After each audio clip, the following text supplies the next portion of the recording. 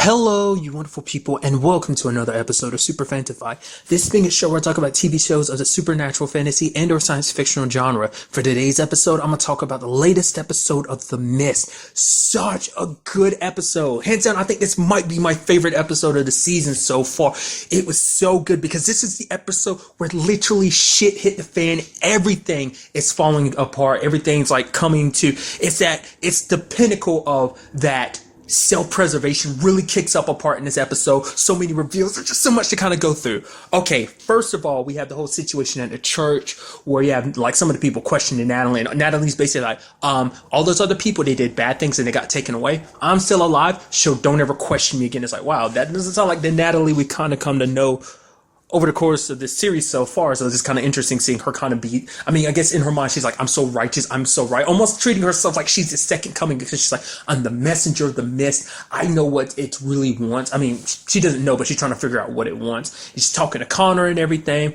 And you even have Connor kind of being a little vulnerable in this episode, admitting like he didn't want the father to come back because he's like, yeah, because he's like the way he responded to like Eliza dying, it's almost like, oh, like I didn't pray hard enough. That's why my wife died. And so he struggled raising a son by himself. Then we find out like he was raised by a single father, so the struggles of like not being able to teach his son how to be a person or just to talk. And he's like the mist made me feel like, yo, my son, he did it, he raped Alex. And it's like, wow, for him to wholeheartedly believe that, and even Natalie's kind of going along with it. But like, if that's what the mist is telling you, then okay, that must be the point. Because for her, she bringing it back, like this whole imbalance thing. That even this Black Spring thing that happened like back in the 1800s, it happened because of a similar situation that basically a girl was assaulted, and that this is nature's way of kind of rebalancing things, making things right. So I guess this explains why the mist didn't attack Alex, because she's the victim in this situation. So the fact is that she's the wronged party in this, that it can sense that. And so now it's like, no, we're not going to mess with you. We're going to get revenge on your behalf. I would assume. I don't know. I wonder what exactly triggered that. Maybe something that's connected to the mist itself was maybe once upon a time the mist, like, you know, if you go down maybe a mythological route, maybe the mist was once a person, a lady that was in a similar situation, so she's always going out getting revenge for people. I mean, Black Springs is the earliest documented stuff about this, but maybe it goes back even further. But then you even have this level of like, basically Natalie being like, Connor's got to find his purpose, and his purpose has got to be basically saying that I chalk it up as Connor's got to kill Jay, because he's got to bring, it's up to him. He's the one that has to restore order. That's his purpose. It's like, oh, you've been all about following laws, but you just kind of went about it the wrong way. You're like the laws of men. It's like the laws of nature, which you should apply, because it's like animals kill out of necessity. Humans are the only ones that who can have the potential and will kill out of pleasure.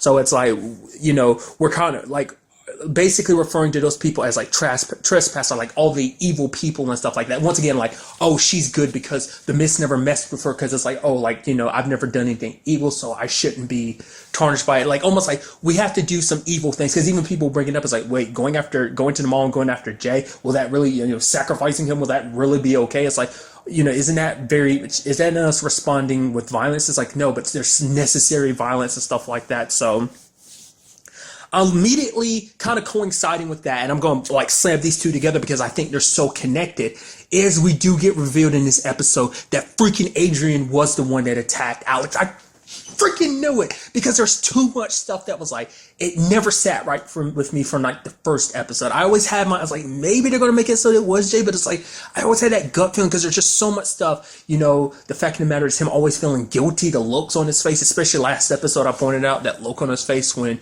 Kevin was talking about reaching into the person that hurt Alex and like pulling their insides out basically.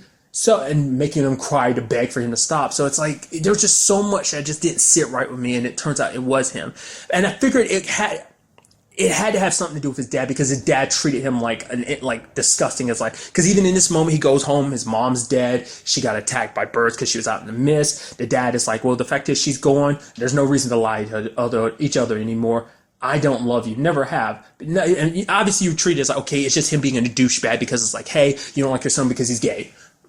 You're a piece of shit for that, especially under these circumstances. It's like, this is the moment family comes together, but then he starts going on and on about how messed up in the head Adrian is. And immediately I interpret it's like, oh, because he's gay, he's got to be messed up in the head. It's like, oh, the fact of the matter is your mom went out in the mist because she couldn't handle. So that his mom couldn't handle him anymore. That so she was disgusted with the monster that you are. She saw the monster that's inside of you, and he's like, well, if you don't love me, at least that family loves me. Alex loves me. He's like, well, why don't you go F her? And he's like, I already did, and shoots him. I'm like, you disgusting bastard.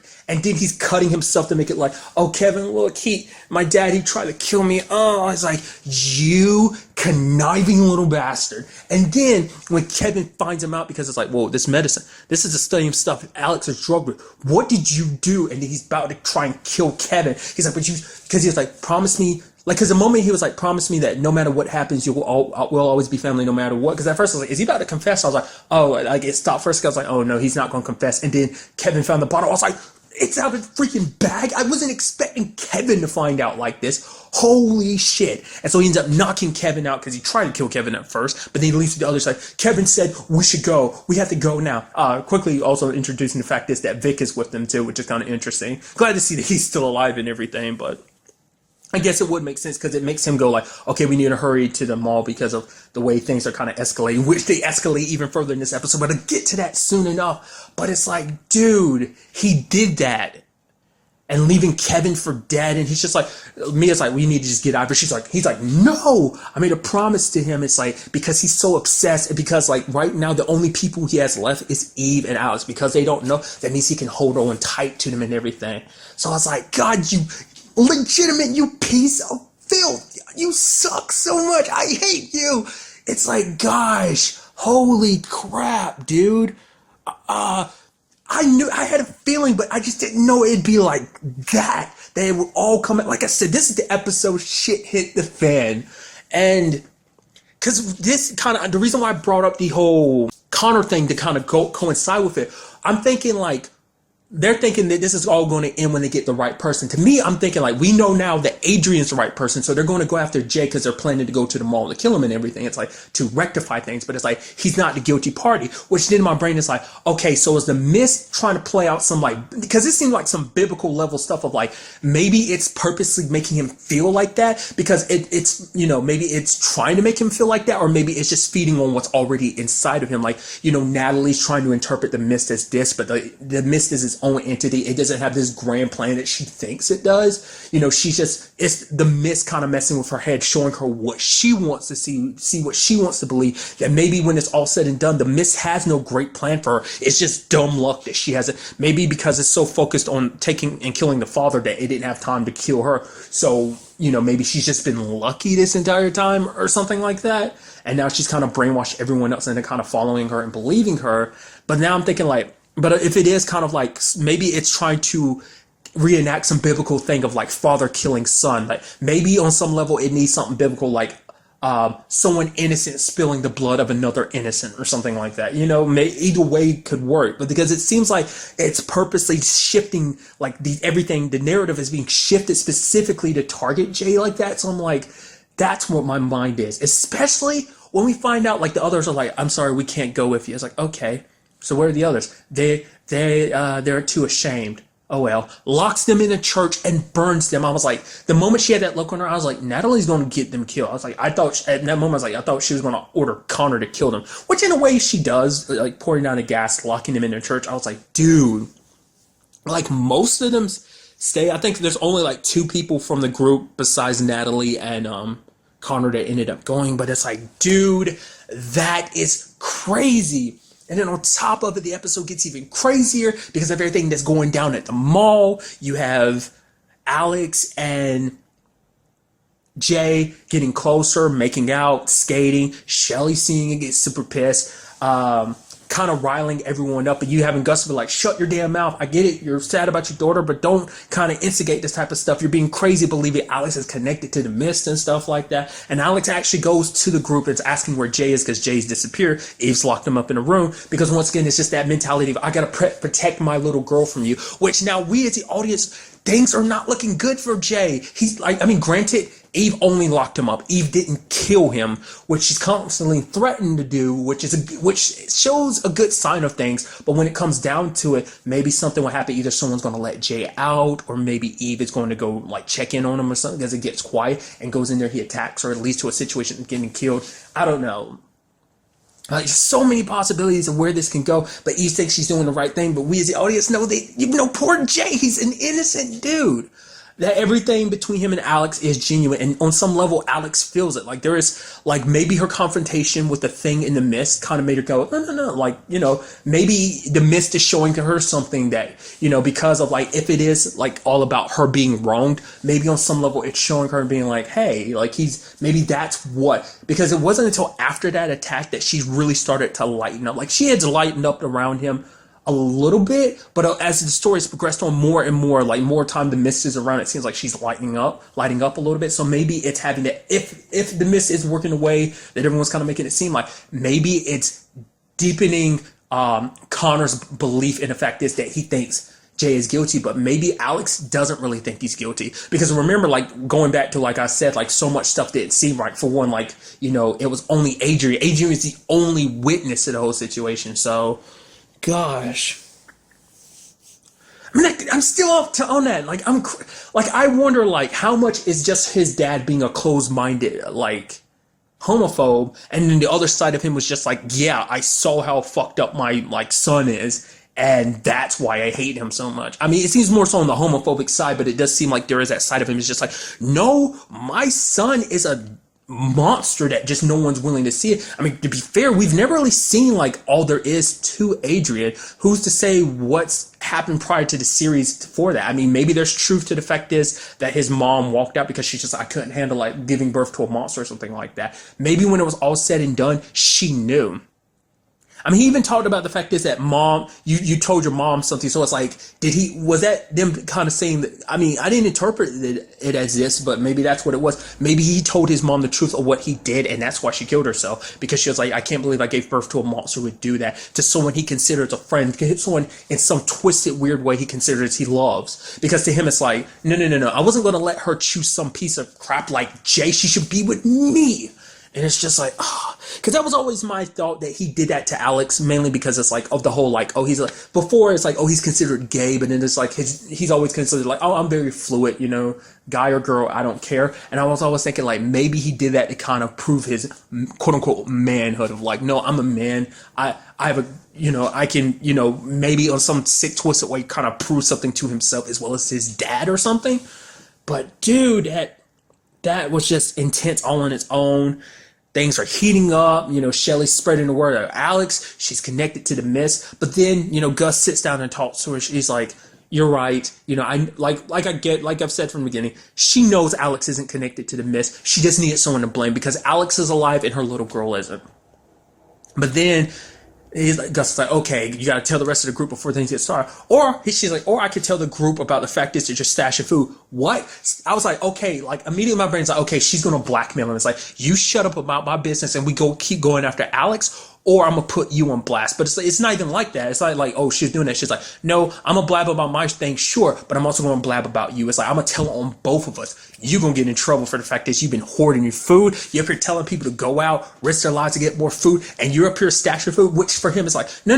I'm doing all of this for the sake of the other people because I've got to stay alive because it's my job to lead. Even Kyle kind of throwing it in his face earlier in the episode being like, this isn't your mall. It's self-preservation of like, he's scared, which is understandable, but it's that moment when people are scared that, and in some cases, humans have a tendency to show their true colors. So, like, it's that kind of almost animalistic survival, as I said, self-preservation, that instinct kicks in. And before Shelly could even say anything, he kills her. And the moment he killed her, I was like, you're going to say Alex did it, didn't you, piece of crap? Because Kyle figured it. He's like, you did it. Who else would do it?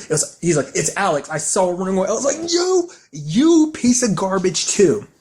it's like there was a little part of me that was like, okay, we can count on Gus, because from the very beginning, Gus seemed very squirmish and like, okay, he's gonna be the one to break or something like that. But for him to go this far, he murdered someone in cold blood, and now he's blaming Alex for it. And everyone's already gonna believe, because everyone's already hyped up because of what Shelly said of like, oh man, there's more to Alex. Oh, she must have figured something out about Alex, especially because that's literally what Gus says. And he's like, oh, I saw her running away. He's like, you piece of filth. This is why Eve sucks, because this sucks, because if it wasn't for Eve locking Jay up, Jay and Alex would be together. Alex wouldn't have even went back over there if she had not locked up Jay. It's just a series of events unfolding and leading to other events, and it's just like, oh my god, this has got so crazy good. And it's like all lines are converging. You have Kevin knocked out in Adrian's house, the mist flowing in. You know, Natalie and Connor and the group heading to the mall, like, because, she feels like she's got some grand purpose. I think the twist is going to be very different from the movie's twist. The movie's twist, well, without really getting into it, like I said, I don't know which one is probably a closer adaptation of the novel. I don't know what I about to say comic book, but I don't know which one's a closer adaptation of the, novel. Is it this or the movie, whichever case? But I'm thinking, without going into spoilers, when it comes to the twist in the mist, I think we're going to get the opposite in this. I can't say that, because if I say that, that'll be too much, because I don't want to spoil the movie for anyone that might not have seen the movie. But I think in the end of it, we're going to find out that I believe Natalie's going to be proven wrong. She's going to think she's so right that she has this higher purpose, and it's going to be like, wait, what? I was wrong. Or she's going to be so blinded by it, it's like, okay, maybe the mist finally takes her, and he's like, this was what it was supposed to be all along. Maybe it'll be a moment. I think the twist is probably going to be Connor's going to end up killing Jay. The mist doesn't go away, and then Natalie gets taken or killed by the mist, and then it makes Connor have a breakdown, because not only did he kill his only son, but he followed and believed her and did so many horrible things. He already killed a bunch of people in the church by setting it on fire. Yes, she literally handed the match to him to do it. She pulled the trigger. Well, in a sense, she handed him the gun, but he is the one that pulled the trigger. Is kind of what I was trying to say. So I think that's where we're going to end up with all of this. I just get the feeling Jay's not going to survive this. He is going to die, and I think that's what this is all going to play into. Once again, we still don't, I've thrown out my thoughts about it in previous episodes of this being some military experiment. We still don't know what this has to do with Jonah and how he mixed up in all of this, that experiment that was being done to him in his flashback last episode. Whether that was just a stress test or something to test him, or whether that was part of the experiment of we're testing stuff on you, what's up with his memory loss, what that's all about. Which kind of quickly mentioned the fact is him and Mia kind of got together in this episode. There was even this moment of having this casual conversation of oh yeah, all this stuff, 4th of July barbecues and just a typical the American dream type of thing, white picket fence type of happy family type of thing. And he was like, oh, does it? He's like, yeah, that kind of sounds nice to me, gut feeling and everything. Where she's like, but Mia's like, no, it doesn't sound nice to her. I guess it's one of the, I guess arguably you could look at it from a pessimistic standpoint of because that quote unquote perfect life, because there is no perfect life, but it seems so nice and wonderful that the fact of the matter is that's just, you could argue that's people just overcompensating for the fact is that their lives are fucked and kind of screwed up. So that was their way of compensating. Like I said, very pessimistic point of view. Maybe that's what Mia was kind of interpreting. Maybe it's just because her own life was very similar to that, but things kind of fell apart anyway. So it's, still kind of plays in a role of being pessimistic, but still I have no idea what's going to go down. Literally, it said there are only 2 episodes left this season. I am so excited to see what this next episode takes us. Like I said, this is easily my favorite episode. The rest of the season has been good, but man, this episode was so freaking good. I even really quickly, I'm going to add this too. I just thought about it. I was I called it too that Kevin was going to regret all the times he literally saved Adrian's life last episode. He helped him multiple times, but they literally saved his life last episode. I'm like, you're going to come to regret that immediately. And I just wasn't expecting it to be immediate. I thought it was going to be by the time they get to the mall, stuff gets figured out. And it's because now the only person that knows the truth now is Kevin, which is a shame. Once again, tough luck for Jay. Like I said, I'm just gonna stop rambling on. We will just have to wait till next week's episode to see what goes down. It's going to be crazy. I just know it. But really, that's all I want to talk about in this episode. Till the next time we meet, be happy, be safe, live life to the fullest, and enjoy it. Good day and goodbye.